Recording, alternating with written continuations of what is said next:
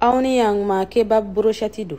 Ame shed dishibu den flata ka tigɛ ka misɛnya dɔɔni basabu amina shindi walima an b'a susu koloni kɔnɔna. Poivron dɔɔni layi den fila an b'o kɛ mixeur kɔnɔna na ka sɔrɔ k'an ka sɛbu fara kan. O tɛmɛnen kɔfɛ an bɛ épice mugu k'a la i n'a fɔ paprika, kari mugu, persil ani poivre mugu dɔɔni. I b'a kɛ k'a bɛn i yɛrɛ sago ma. An bɛ mayonnaise dɔɔni fara kan o b'a sankɔrɔta. Waasa a si ka ja an bɛ tulu dɔɔni k'a la ka sɔrɔ k'a si. An bɛ mana dɔ ta o b'a to a tɛ nɔrɔ an tɛgɛ la.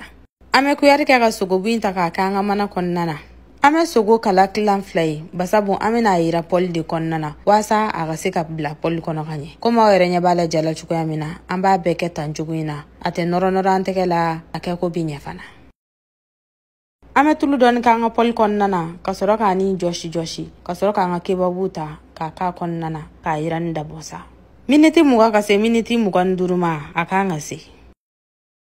Miniti 30 bɔɲango kɔfɛ an ka kebabu sera. Kebabu in ni fɛn bɛɛ ka di. Komi aw yɛrɛ ɲɛ b'a la jala cogoya min na firiti b'a kɔrɔ, malo fana b'a kɔrɔla la. N'i ye nin sɔrɔ zamɛ kan a ka di kosɛbɛ. Wa n'i y'a sɔrɔ shawarma buru fana kɔnɔ i b'i nɛn kunu k'i dalankolon to. Aw bismillah.